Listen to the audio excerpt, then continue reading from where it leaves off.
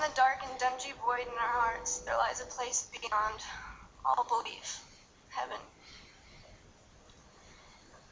I know Uncle Kenyon is watching from above.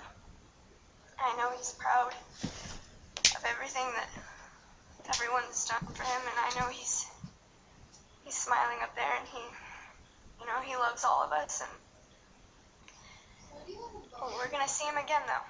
So the best way to deal with pain is to focus on things that you remember, memories, and focus on the happiness and all the good times and the smiles. For those of you who didn't know Kenyon, through all the other speeches, he's kind of a goofball. But he had the heart. He had an enormous heart. He loved everybody. He was never, well, I can't say he was never mad. He was mad at times. He was mad at times, but it wasn't like most people's anger. Like, when I get angry, I want to keep it to myself, and then I'll leash it out on people. Like, he was never like that. Like, I'd try and be mad, and then he'd come up to me and he'd be like, "Oh, Storm, you have to relax. You have to be happy." And I'm like, "No, I don't." And so I kind of ignore him and brush it off and kind of walk away. And he'd always manage to get that smile out of me. But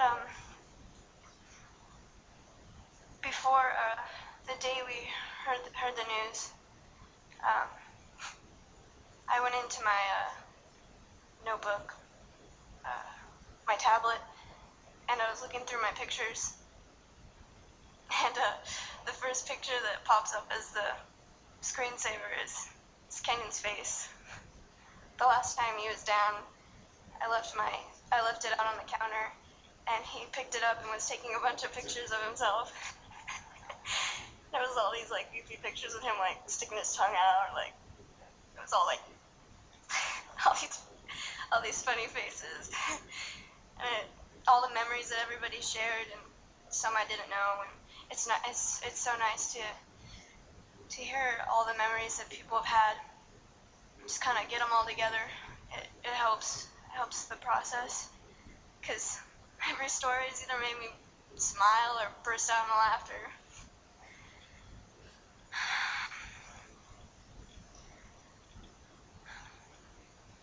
Kenyon turned out to be the best man anyone could hope for. He loved his job more. He loved his job so much. I mean, a lot of people, you hear them say, "Oh, well, I kind of don't want to go back to work." Not Kenyon. He loved his job. He talked about it all the time. But I'm not only talking about his career. He was a dad, an uncle, a son, a brother, a friend, a hero, and a Christian. I think it's the best part to know is that, he's going to be there. This isn't the end. We get to see that smiling face and that goofy laugh. We get to see it all in heaven. And for those of you who didn't know him, you get to see him and actually get to know him better. To me, he wasn't only my uncle. He was my hero. He was a father to me.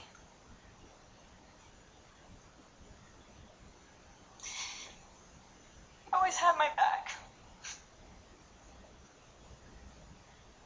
It didn't matter if I was in the wrong, or if I was just having a bad day and I was taking it out on someone and I was just upset. He was always there. And he would talk to me about it later, but he would always be there and comfort me.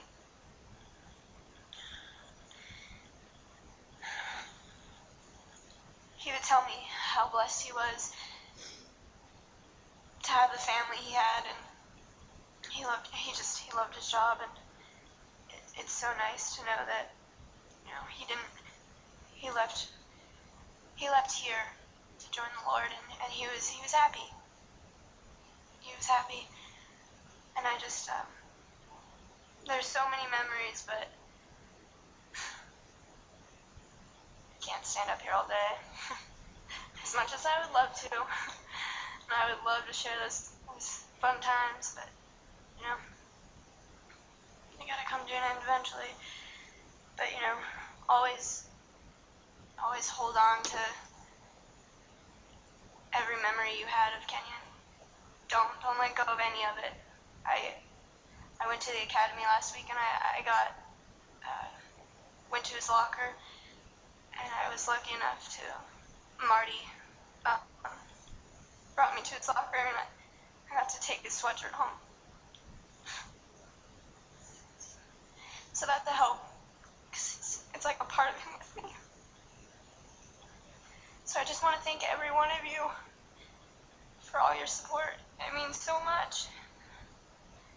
I can't wait for down the line. I can't wait to start my future and join the academy and take after Kenyon. Thank you.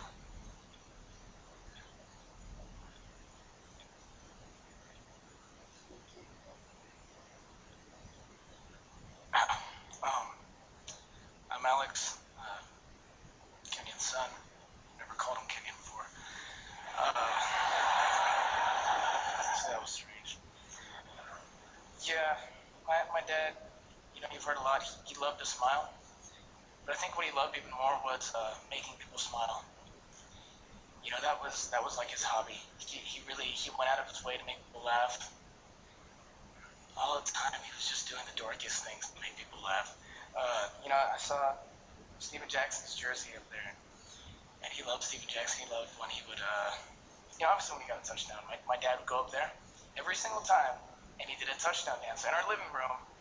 This not very good dance, very funny dance though. He's using like every part of his body to gyrate, but man, he was hilarious, and you know, he really taught me a lot about being a man. But you know, what he taught me a lot about was forgiveness, because I did a lot of stupid things. I said a lot of stupid things, but my dad, you know, he did get angry sometimes, but every time that he got angry, the first thing afterwards he would do is he would ask for forgiveness, and then he would accept my apology, and he would forgive me automatically. He never held any grudges against anyone. You know, he was really fun, and I like to tell this story to a lot of people because it happens so often. He was my grappling partner. We practiced Couch Campbell together, and so he liked to practice with me when I wasn't ready, and he would claim that I should have been prepared for any situation. So you can picture me doing the dishes, like a glass plate in my hand, and he would attack me and put me in a chokehold, sometimes throw me on the floor, and then he would say, "Why didn't you block?" I said, "I don't know, Dad, maybe because there was glass cutlery in my hand." He was just always ready for fun, no matter what was going on. And you know, man, if he was up here, you wouldn't have been able to stop him from talking, because he loved to tell stories. Every day he'd get home and he'd tell us a story about work. The name that I heard the most often was Booyah, all the time. One of his best friends, he would say Booyah, Booyah, Booyah all the time. I was like, who is Booyah? Actually, when I met Booyah, he introduced himself as Sean, which is a mistake, because I don't know who Sean is. And you know, it took me like a few days, and then I heard someone else call him Booyah. I was like, oh, now I know why you're actually with us. You know, you're not just a random guy. You're the guy that my dad always talked about. You know, he loved to tell stories. He did love his job. You know, I'm really touched when I hear people talk about how much he loved us, because, you know, obviously I wasn't there with him when he's at work, but, you know, when I hear stories about that, how he would talk about us, it really touches me. You know, and I'm really proud of my dad. And lately I've been realizing how much I really talk about him. You know, because now whenever I mention him, you know, people get kind of quiet. But, you know, I never realized that I talk about him all the time. I bring him up all the time, because that's how proud I am of him. I realized also that, you know, bringing him up, I kind of felt cooler like, when I would make friends, I'd be like, oh yeah, my dad does this, and I don't know, I'd feel kind of pumped up. So, I don't know, he was just that, he was that special to me. And he was always there to talk to me. I remember wherever we'd go, he'd like whisper some kind of joke to me, no matter what was going on. And, he'd always just want to mess around. And he also would always give me advice on things.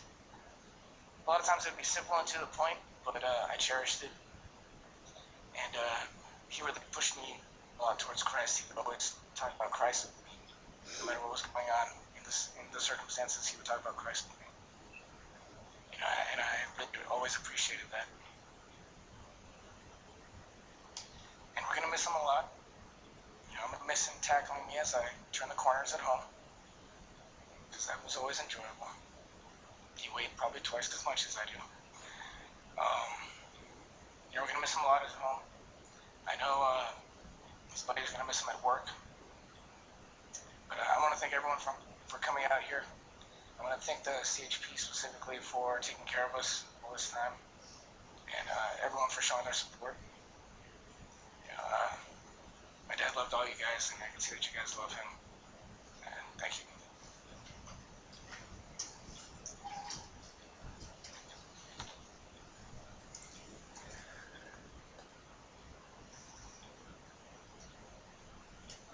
Thank you. This next song was chosen by Karen and a few of Kenyon's close friends. And it was an easy choice because apparently Kenyon used to sing it all the time. And actually, yesterday, to make sure we had the right song, Alex sang it to me on the phone. And it was really confirmed when his friends went to pick up his truck and the CD was there inside of his truck.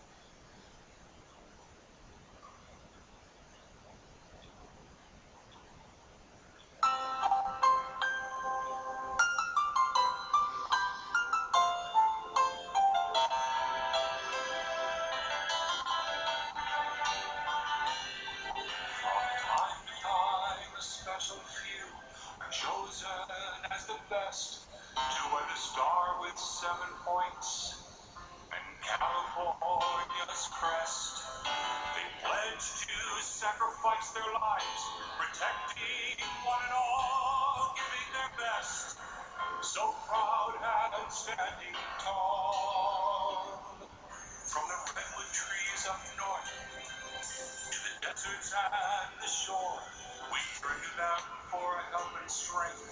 When trouble's at our door, their courage and their wisdom burns as a shining light and guides them through, like a beacon in the night. The badge of trust. That's why